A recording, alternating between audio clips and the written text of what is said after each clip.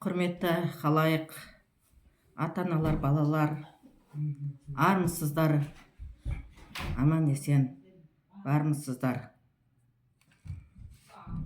Жалпы мен осы тікелей эфирге кірген кезде маған осы экранның ар жағында көздері мөлдіреген, жәудіреген, өздері әдемі, жүздері нұрға толған бір кісілер, азаматшалар отырғандай сезімде боламын. Сондай күй кешемін өзім күнделікті әрбір тікелей эфирге шыққан сайын.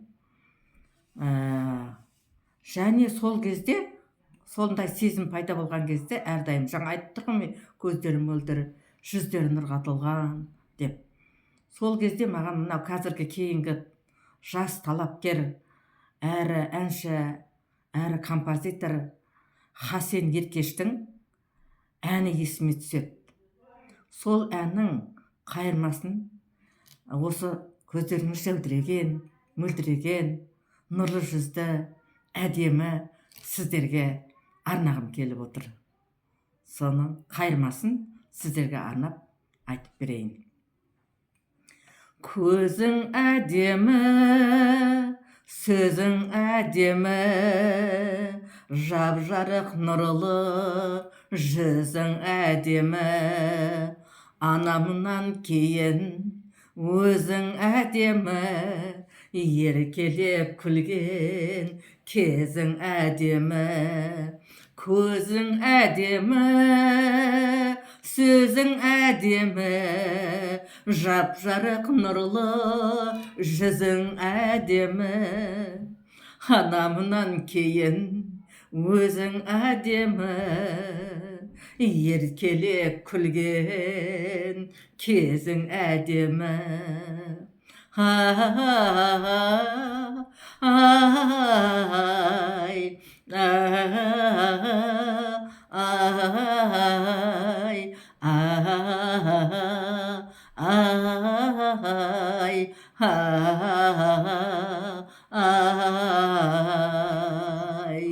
Көзің әдемі, сөзің әдемі, жап-жарық нұрлы жүзің әдемі, анамнан кейін өзің әдемі, еркелеп күлген кезің әдемі.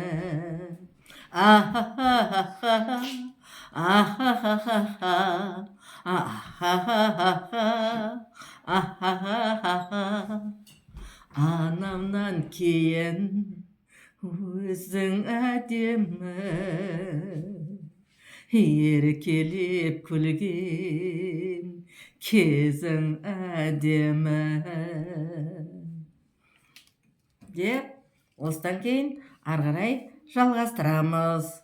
Біз енді өздеріңіз білесіздер, әрбір тікелей эфирде кездескен сайын әртүрлі тақырыпта әңгіме, сөз, пікір қозғап жатырмыз. Бүгінгі пікіріміз жалпы адамзаттың, өмірдің, ғаламның дамуына, табиғаттың әсері жайлы әңгіме қозғамақшымыз. Әрине, соның барлығында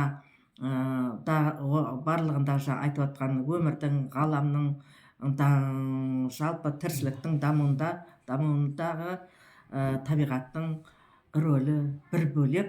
Ал енді мынау баланың, адамзаттың дамуына мына табиғаттың әсері тіпті ерекше деп айтуға болады.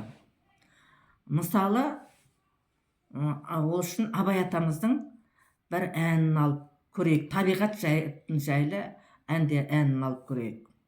Желсіз түнде жарық ай. Бәрі табиғаттан құралып тұр. Жел табиғат, түн, жарық ай, табиғат туралы.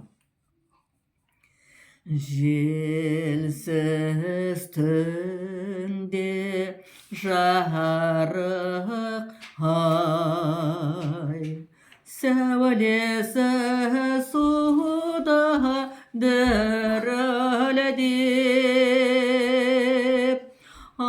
ауылдың маңы терең сай, тасыған өзен гүрілдеп, ауылдың маңы терең сай, тасыған өзен гүрілдеп,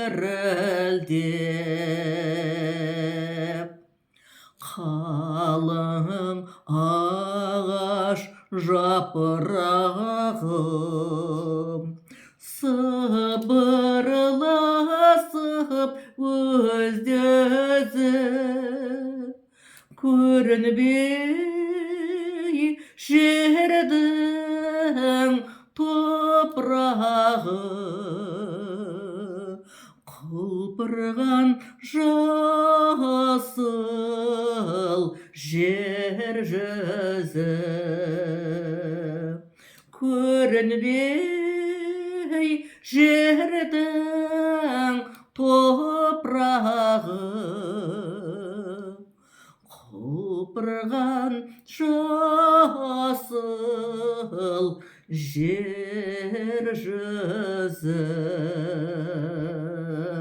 Міне, құрметті көрермендер, осындай табиғатты көзімен көрген қай балаға табиғат әсер етпеуі мүмкін? Ол бала осы табиғатты қарайды, қызығады, ойнайды, сол табиғаттың сырларын білгісі келеді. Сонда қалай оның сезімі оянбауы мүмкін? Яғни табиғат баланың сезіміне өте жақсы әсер етеді деген сөз. Немесе Ақан серінің әнін алайық. Ақан серінің бір әнін алайық.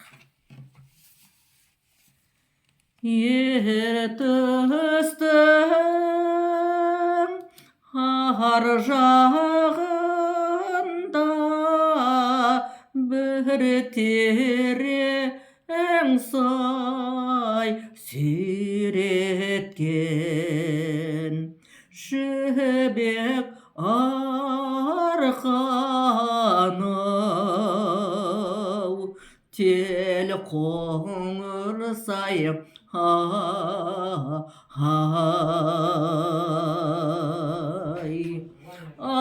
ағаштың бұтағына қонып алып сайрайды, таң алдында қара торғай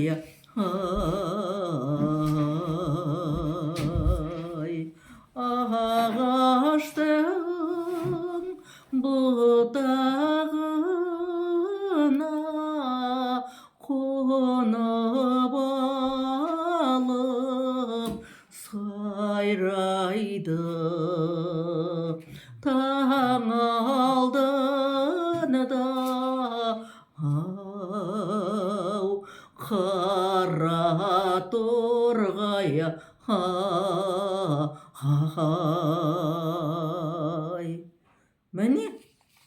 міне ол нағыз тамаша табиғаттың сұлулық суреті деп айтуға болады. Керемет. Немесе табиғаттағы керемет тіршілік адамның жүрегін тербейтін. Осындай әннің сөзін естігенде, өлеңнің сөзін естігенде, оқығанда немесе қандай есі дұрыс пенде менің сезімімді селк еткізбеді деп айтуы мүмкін. Мүмкін емес. Мысалы қара, ертістің ар жағында бір терең сай, қарасаңыздар былай деп жазған. Ертістің ар жағында бір терең сай, сүйреткен жібек арқан тел қоңыр сай, ағаштың бұтағына қонып алып, сайрайды таң алдында Қара торғай. Мен осы әннің сөзі арқылы мысалы тамаша етіп сурет салар едім, алалар едім. Сіздер де, құрметті көрермендер, аласыздар оны. Керемет етіп саласыздар. Сіздер жассыздар ғой, сондықтан. Ертістің ағып жатқан өзен, ар жағында терең сай, оның ар жағында тай сүйретіп жатқан адамдар, көк шалғын салар едім мен. Және жаңа бет көрсетіп тұрмын, ағаштың бұтағына қонып сайрап тұрған қара торғайдың суретін салар едім. Мысалы, міне осылай табиғат. Олай болса, осы біздің жаңа мына айтып отқан суреттемеміздің барлығы баланың табиғатына әсер етіп отыр нағыз. Бұл табиғаттың бала сезіміне әсер ететін нағыз дайын дәлелі айтқанда. Осы әндегі суреттеу. Дайын көркемдік, дайын көрнекілік, дайын тәжірибе деп айтуға болады. Өте тамаша. Кішкентай бір шумақ өлең арқылы үлкен форматты бір тамаша жаңағыдай көрініс сурет салуға болады.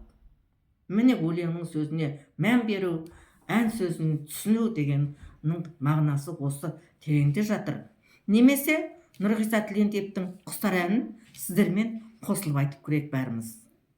Құстар әнін барлық көпшілік халық жақсы білетін ән.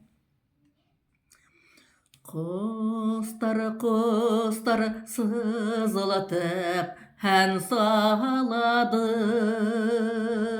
сол әнімен тербетеді даланы. Ал адамдар күліп бастап өмірін,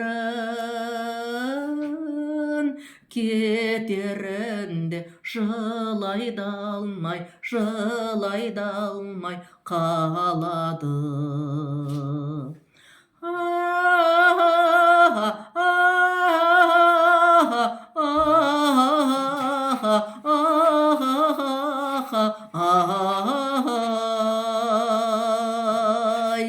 Кетерінде жылай да алмай қалады. Жаз өмірін, мәз өмірін қысқартып, бара жатыр қыс қайтып. Зымырайды менің бала кезімдей, бір жалт етіп өте шыққан сезімдей.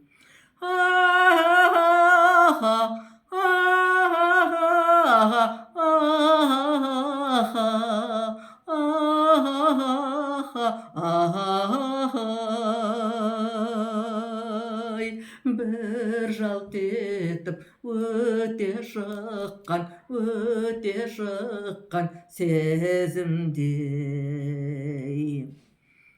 Біздің жаққа бауыр басып кеткен бе, тамаша әнмен келіп еді көктемде. Өскен жерге сыймай кетіп барады, туған жерін қимай кетіп барады.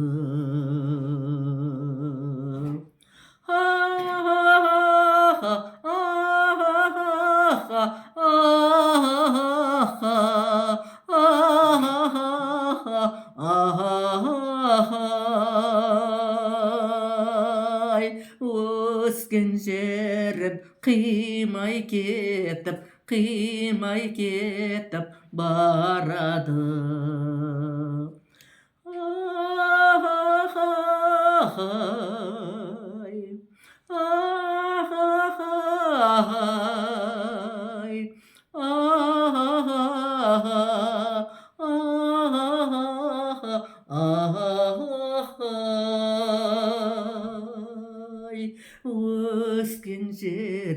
сыймай кетіп, өскен жерін қимай кетіп, қимай кетіп барады.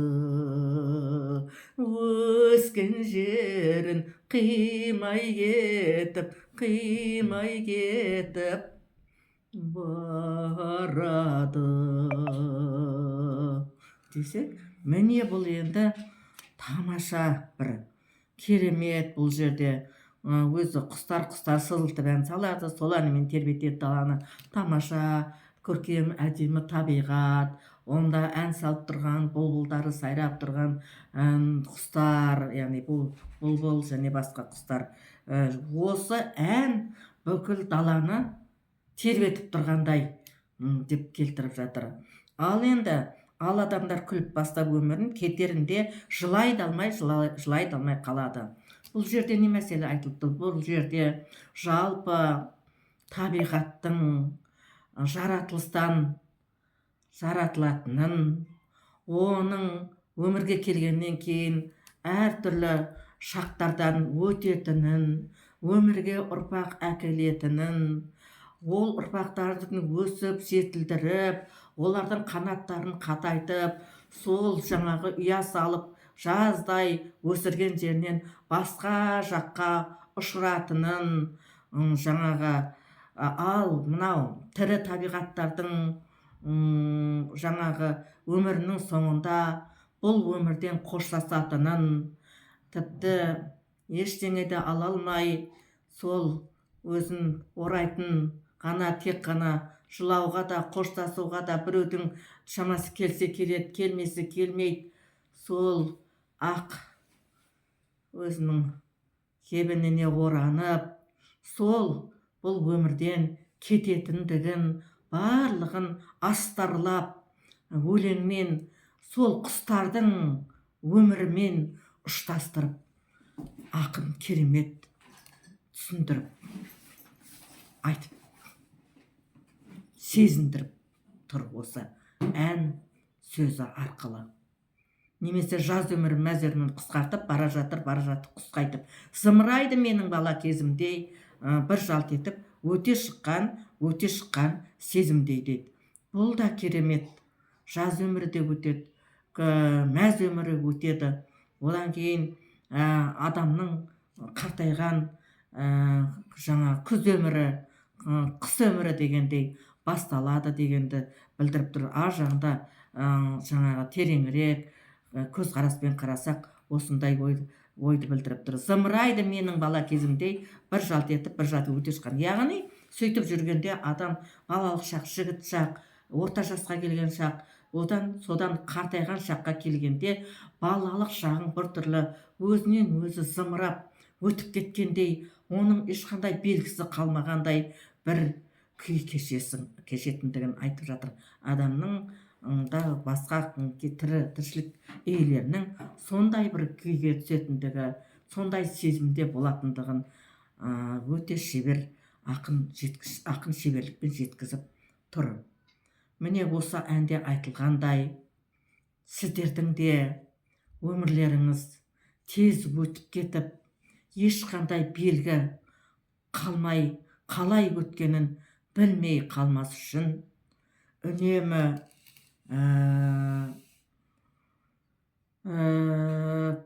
ойланып, күніңізді жақсы өткізуге, оны сезімдеріңізбен ұштастыруға тырысу керек деп ойлаймын. Сол өмірді солай өткізуге тырысу керек деп ойлаймын.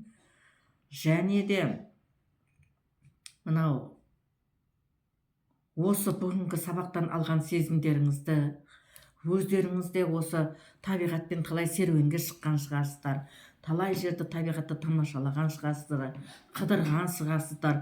Сол көріністеріңізбен қосып, ойларыңызды қорытындылап, содан кейін бір адам барлық тамағын ішіп болып бір жатасыздар ғой.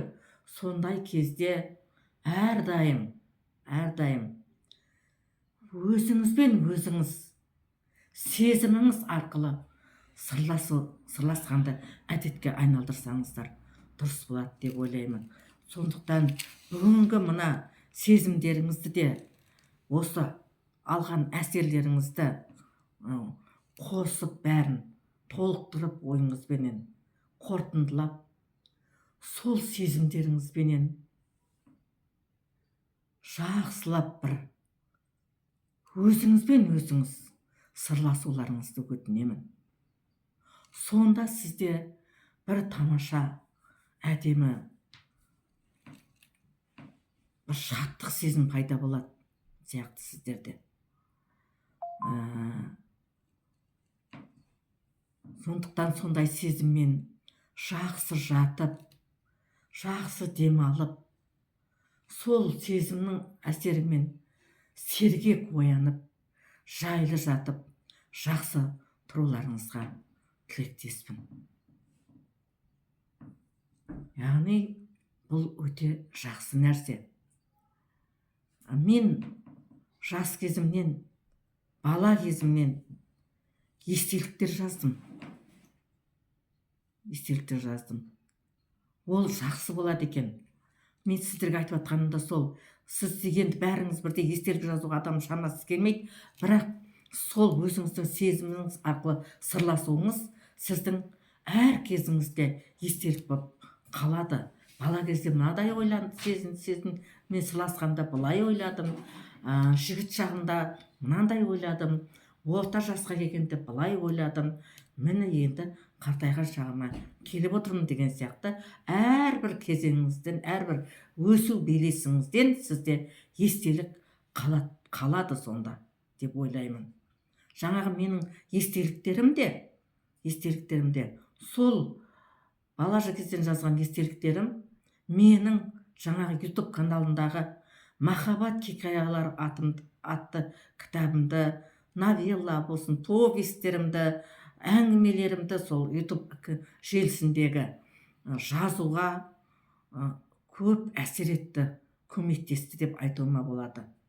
Және менің сіздермен осылай сырласып, сіздермен де қазіргі осы 80-ге жақындағанда осындай жастарменен сырласып, пікірлесіп, ой бөлісіп отыруымның өзі де сол менің естелік жазғандығымның, көп нәрсе көргендігімнің, көп нәрсені сезінгендігімнің, оны өмірде сондай іске асырғандығымның бір пайдасы, әсері көмектесіп тұрау деп ойлаймын. Сондықтан жаңағы менің айтқанымды жасап үйреніңіздер. Сезімдеріңізбен, өзіңізбен сезіміңізбен сырласып көріңіз. Тамаша ойлар түседі сонда сізге. Тамаша бір тың нәрселер ойыңызға түседі. Және өздеріңіз ұрпақтарыңызға, балдарыңызға айтуға да сезімнен қорытылып әдемі нәрселер шығатынына мен сеніммен айта аламын. Өйткені біз жұмырбасты пендеміз, жүрегіміз бар, сезіміміз бар, ойымыз бар, оны қорытатын бүкіл ағзамыз жұмыс істеп тұр. Сондықтан солай болуға, солай өмір сүруге, жақсы қартаюға, жақсылықтарды көп көруге әсер етеді деп ойлаймын. Жайлы жатып, жақсы тұрыңыздар. Хош, аман болып тұрыңыздар кездескенше. Ал енді осы айтып жатқанның сөзімнің жалпы жаңа кітап жазғандағы менің қандай әсерде болғандығымды келесі сабақ деппін ғой, келесі осындай тікелей эфирде пікірлескенде жалғастырып, бәріміз бір терең ойменен оны арасында ән айтып, қызықты әңгімелер айтып, бір-бірімізбен күліп, солай арқылы жалғастыруға мен де дайындалып келемін деп ойлаймын. Сол күнге жеткізсін Алла бізді. Бұйыртсын сол күнді. Деніміз сау болсын, ол үшін ауырмайық, аман болайық бәріміз. Жақсы көңіл күймен кездесейік деп тілек айтамын. Жақсы.